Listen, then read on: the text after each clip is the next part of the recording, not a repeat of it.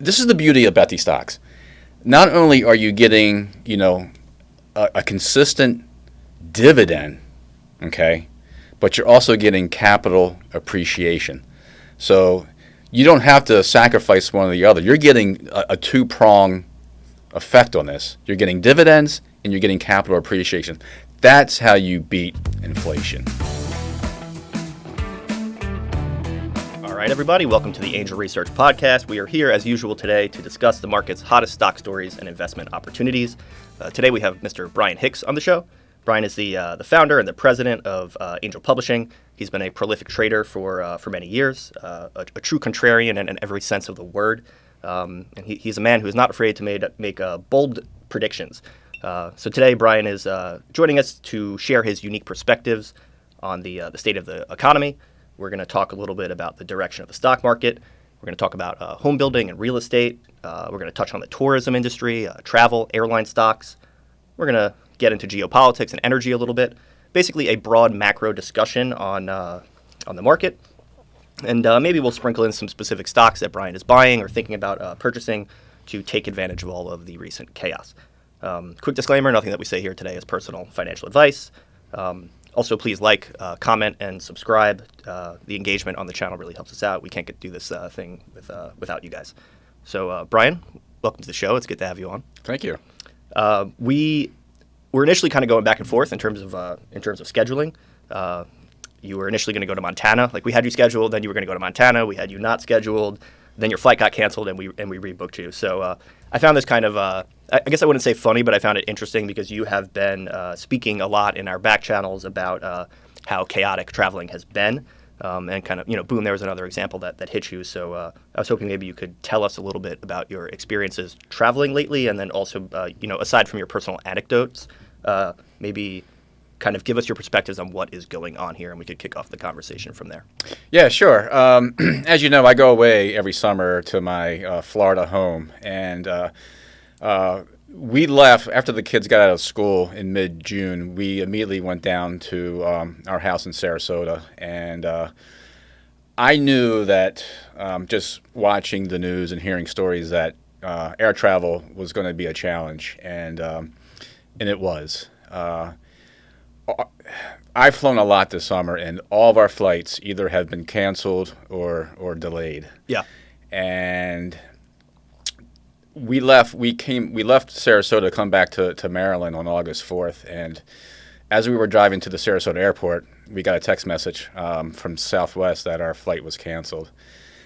And being who I am, I immediately just got really pissed off and told my wife, let's just go back home. We'll drink or go out to dinner that night, and I'll drive home. Sure. I'll drive home we were driving back. We were flying back on a Thursday. I was going to drive back on a Saturday or a Sunday, but my wife, being tenacious as she is, she rebooked our flight, which immediately got delayed by about 2 hours. So what turned out to be a flight that we should have been home by 8:00.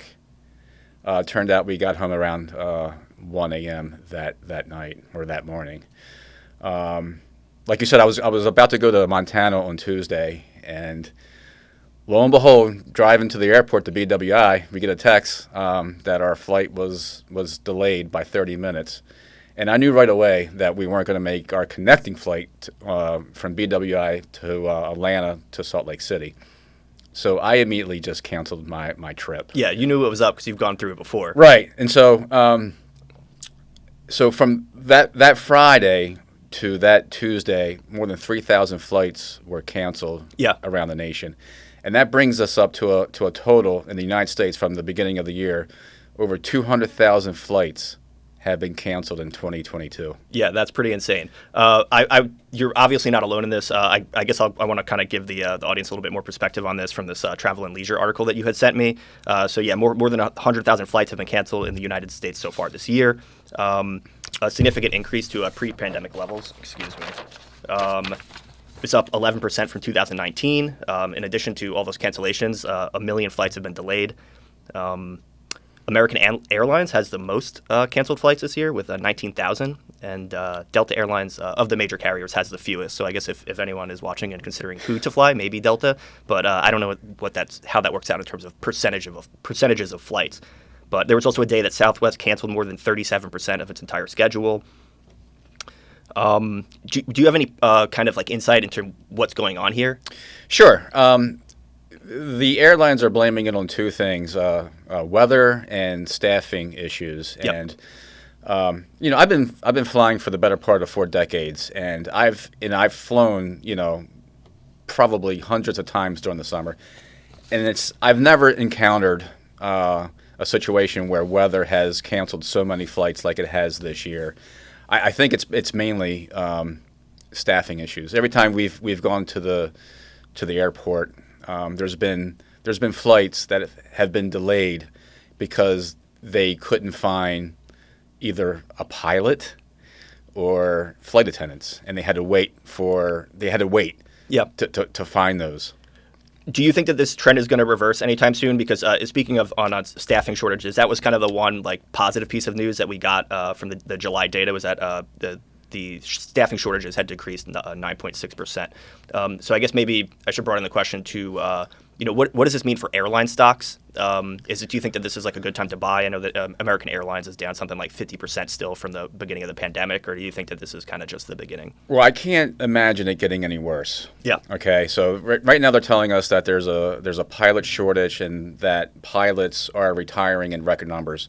I also read something, and I don't remember the source, but that they are hiring pilots from overseas to come over to the United States and fly planes. So I would imagine that if the carriers, if they offer the right enough incentives and training, yep.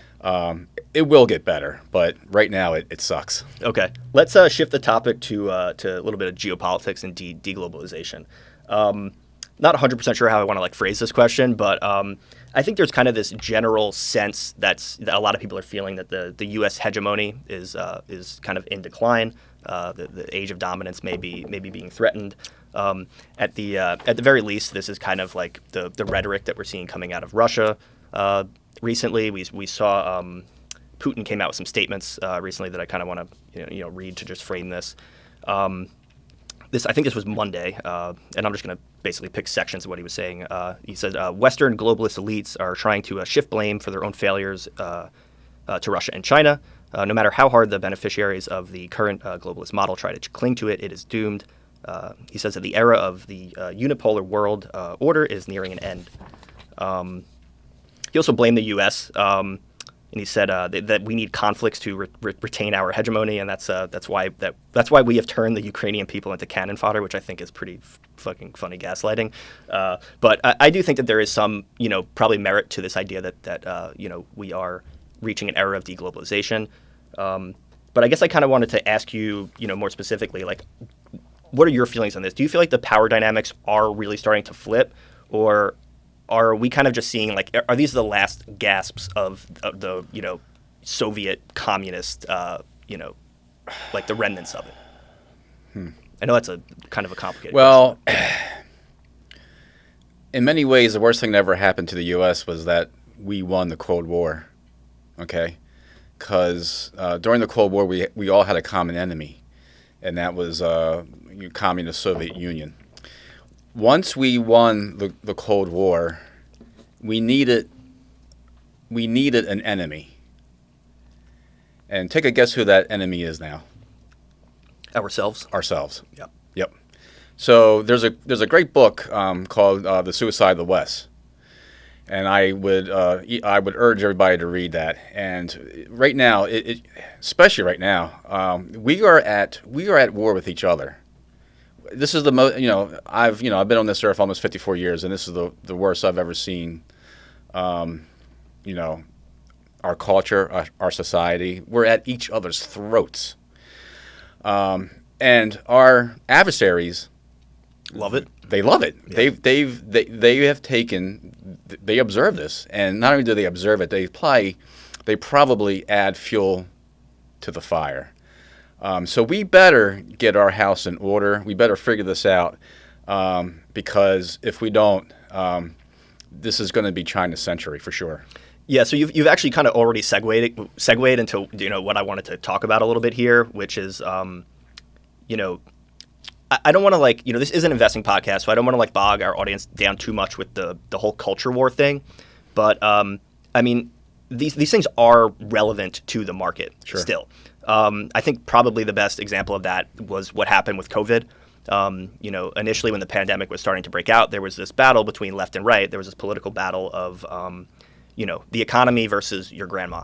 Right. And the right was basically saying, look, this is going to have profound repercussions on the economy. We can't shut everything down. This is going to end in pain. And then the last response was, you don't care about you want your grandma to die, or maybe I'm oversimplifying things. But these things, these kind of cultural and political that dichotomy does matter.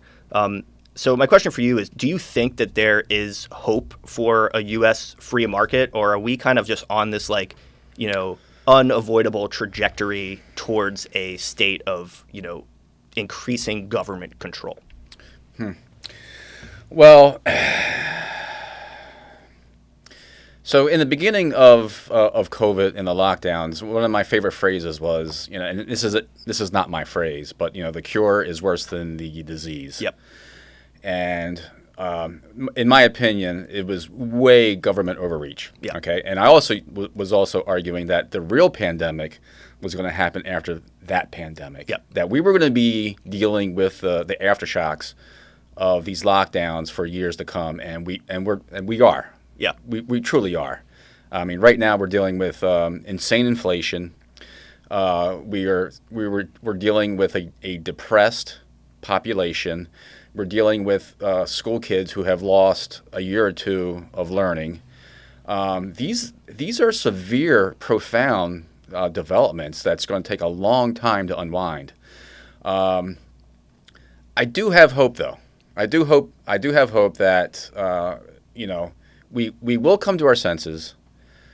Free markets will come to the rescue, and capitalism will eventually save the day.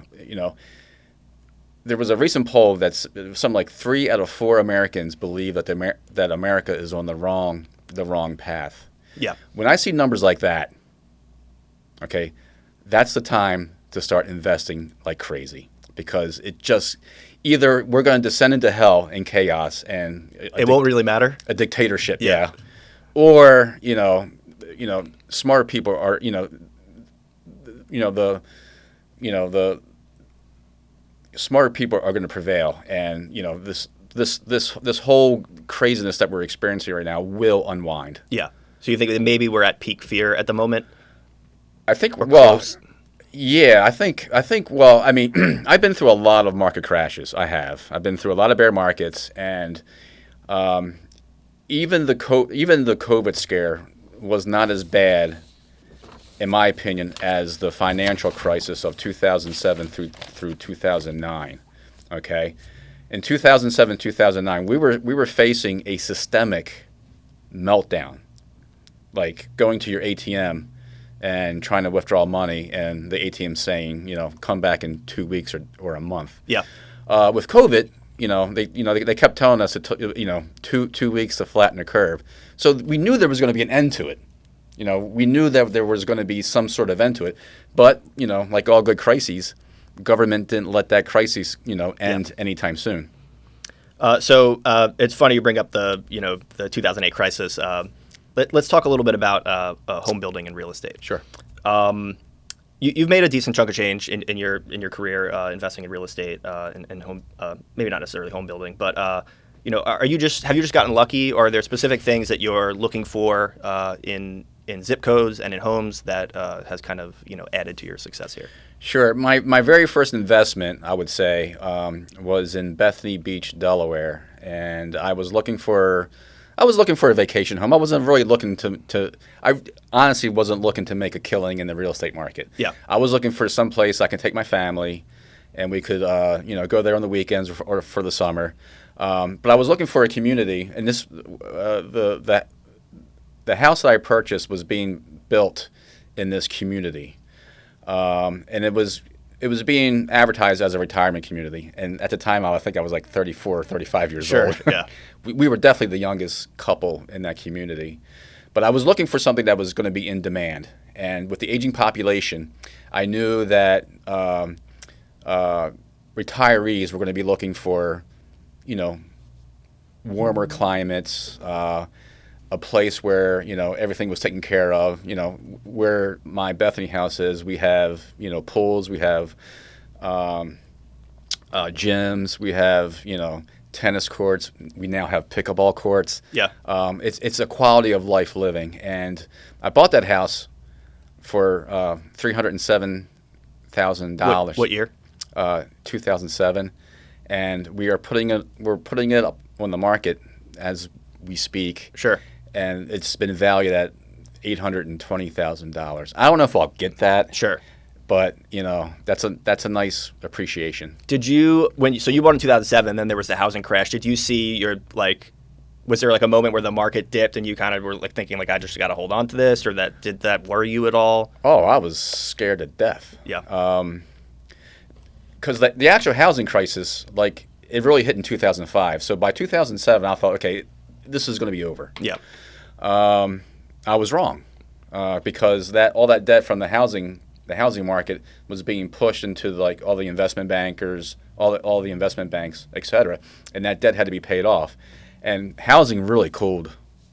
There was a time in our community, and our community was in high demand. There was a time when no houses were being built, and so yeah, of course, I was sweating bullets. But luckily, I had a buffer.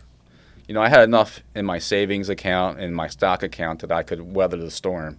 I was luckier than a lot of people, and we held on, and so far it looks like it's going to pay off. Sure. So speaking of the housing market cooling, construction starts fell in July to the slowest pace since the early 2021. Excuse me. Canceled deals rose. Obviously, we have rising mortgage rates. Home builder sentiment slid for the 8th straight month in August, which is the worst stretch since 2007. Home Depot reported earnings recently. They beat earnings, but they were saying that customer transactions have continued to fall, and that's a pretty decent indicator because I think something like 90% of their customers are homeowners. Residential starts dropped by nearly 10%. Last month, and applications to build declined by 1.3%. So obviously, the current real estate market is starting to cool. Do you have any, based on your experiences last time and your experience in the market, do you have any kind of insight in terms of when people should start buying again, or are there any indicators that you're going to be looking for that will kind of tell you to do that? Yeah. So the pandemic really was the catalyst for a housing boom, especially in places that didn't lock down hard, like Florida, for instance, and Idaho, and Texas, and Georgia. Those, and I can speak from experience because also I have a house in Florida. The housing market, at least until a few months ago in Florida, was outrageous. I sold a condo. I had a condo in Florida that I bought in 2014 for $260,000. This past January, those condos were going for $600,000. I haven't seen any really cooling in my neck of the woods in Florida. Sure. But I do know that it's starting to cool off. People who buy houses, what they want is they want certainty. They want some clarity. And right now, especially like the current administration is just there's no confidence in the Biden administration, and there's really no confidence in really the Fed. And so I think people are just they're in a holding pattern right now. Yeah. And they're going to wait and see what happens. Eventually, people need some place to live, and rents are crazy sky high. Yeah.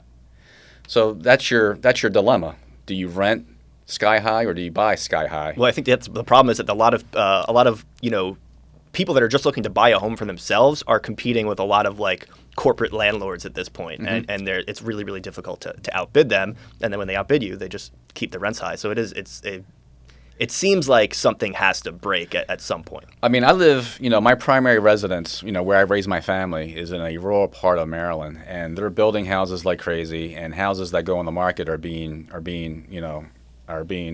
bought like right away. So maybe I'm lucky. Maybe where I live and where I have my real estate is in, maybe a little bit insulated from the general market. But a lot of these boom towns like Boise, Idaho, and Bozeman, Montana, definitely cooled off in the past 6 months for sure. All right, let's move on to our final topic, which is energy stocks or the energy industry. When we were speaking before this podcast, you were telling me that one of the ways that you're fighting inflation right now, I guess aside from any real estate investments that you might have, is you are investing in energy stocks. So could you explain kind of your theory behind this, Sure. why this works, and maybe give us a little bit of detail about your strategy? So do you remember like 3 months ago I told you that so I actually sold a lot of my stock positions in early January, and I was pretty much almost 90% in cash. Yeah. It was about 3 months ago, though, that I started to really put in a lot of money back into the market. And I was buying around then, too, but I didn't sell as hard as you did in early January, so I only had so much cash available. And I went heavy into oil and gas assets, and specifically oil and gas assets that were kicking off pretty high dividends. I love oil and gas assets that either pay quarterly or monthly dividends. And a couple of the names that I bought is a MLP, a Master Limited Partnership. The name of the company is MPLX, and that's the symbol of the stock. When I bought it for $17 a share. It's trading now for $34 a share, and it's kicking off right now today 8.5% dividend. So when I bought it, it was kicking off a 17% dividend. Yeah. So the one way you beat inflation, okay, this is the beauty about these stocks. Not only are you getting, a consistent dividend, okay, but you're also getting capital appreciation. So you don't have to sacrifice one or the other. You're getting a two-prong effect on this. You're getting dividends and you're getting capital appreciation. That's how you beat inflation. What would you say to someone who would say, well, oil is on its way out. Renewable energy is the future, and that's part of the reason why you're getting a good deal on a stock like that is because it's doomed. I've been hearing that ever since I started investing in 1994. Yeah. I'll believe it when I see it. I mean, oil and gas are so connected to our. It's not just about the transportation industry. Everything that we do, everything here, somehow was created with a fossil fuel. Yeah. Oil and gas, and that's not going to end anytime soon. So. When there's a crisis in Europe with Russia and Ukraine, and Europe is looking at a hard winter. Yeah. Well, Germany is going back to coal, right? A lot of have these countries that have been grandstanding about they're all these targeted emissions, and they're kind of like they're rewriting certain rules to make certain things they're now green that they didn't used to be green. So yeah, they do seem to be in a lot of trouble. Well, we're the United States is shipping a record amount of LNG and natural gas to Europe. Yep. And that's not gonna stop anytime soon. So that's where the bulk of my portfolio is in right now and believe it or not, I actually one of my best performers in my portfolio is a coal stock. Is it? Yeah. Yeah. What like kind of made you decide to buy a coal stock? It was depressed. Mm-hmm. It was kicking off a big dividend, and I knew so and this is where the anecdotal evidence, stories come in. So the other owner of Angel Publishing lives in Montana, and in Montana, there's a huge railways actually going through that state that go to the West Coast to Washington. And in those ports are ships waiting to take American coal to Asia. And he was telling me there were trains miles long, just full of coal, just going nonstop to the West Coast. And that's what I knew. It was like, maybe the West is trying to eliminate, its coal consumption, but out west in Asia, they're still they're starving for energy and they're starving for coal. Yeah, I think a lot of people don't realize how, if you were to just shut off, these energy sources, how much more expensive and uneconomical it makes these other energy sources that are already kind of, a little bit too expensive. You sent around an article earlier about the climate activists slashing tires, which I find pretty ironic because you need oil to make tires. But what are your thoughts on that? Is that just like, part of me thinks that's kind of just like, it's happening a couple places and it's making big news. Do you think that's something that's going to like become more common, or? I don't think it's going to. I don't think it's going to become common. I hope not, because if that starts to happen, when if these activists slash the wrong person's truck tires, somebody's dying. Yeah, and I don't want to see that. So, but they seem to be pretty emboldened. They have a friendly president, in the White House, and it's really not him that's, I think, is calling the shots. It's the people around him that are pretty nutty that are calling the shots. So as long as they feel emboldened. He's got his cue card to tell him what. Yeah. All right. Are there any other specific stocks in the energy sector that you're looking at right now that you want to mention? Or sure. So this is a stock that I just recently bought probably about a month ago. It's called Sitio Royalties, and basically it's a royalty company that owns mineral and oil rights, and they're heavily involved in the Permian Basin. And the Permian Basin, if we've been touting the Permian Basin for a long time, ever since its rebirth, and that basin is not going away anytime soon. It's in fact, this fall, it keeps hitting. Well, after the lockdowns and the pandemic, it's the Permian is back making monthly records in terms of production. Yeah, and Biden is currently pushing to basically have these oil producers put out more. Yeah, totally. I think it was back in June. He urged American oil and gas companies to produce more, and the Permian is really pumping out as much as possible. So Sitio has the rights to 12,700 wells in the United States. Trades for $28 a share, but 10% dividend. That's what I love to see. I love getting income from these companies. The other company that, in my opinion, man, this is the rock star of the oil and gas companies, Petrobras. Okay, it's a Brazilian. It's the big. Sure. Yeah. Why Petrobras? Well, so check out these fundamentals: a PE of 2.8, an EPS of 5, a cash dividend of $6.91. And what was the share price again, you said? It's $14. Yeah. I bought it at $7 a share, so I'm already up 100%. And plus, I'm getting a crazy dividend. The revenue right now is $109 billion, up from $53 billion from 2020 from the pandemic. That is a stock that I'm going to own until something happens, because the dividend yield is just so crazy. And I'm suspicious of the dividend yield. Right now, the dividend yield is at 47%. Yeah. So you think you worry that's some kind of trap. But every time I think it's a trap, at the end of every month or the beginning of every month, I get this huge dividend check. Yeah. So I'm not gonna cry about it or complain about it. The other stock I want to talk to you about is I'm very big on agriculture for the rest of the year. Mm-hmm. And we've talked about this before in our podcasts and especially in our reports. Anything that has to do with fertilizer. And the one company that I recently bought is called CVR Partners. Symbol is UAN. Okay. I bought it on August 19th for $114 a share. Today it trades for $140 a share, and it's kicking off a $16 or 16% dividend.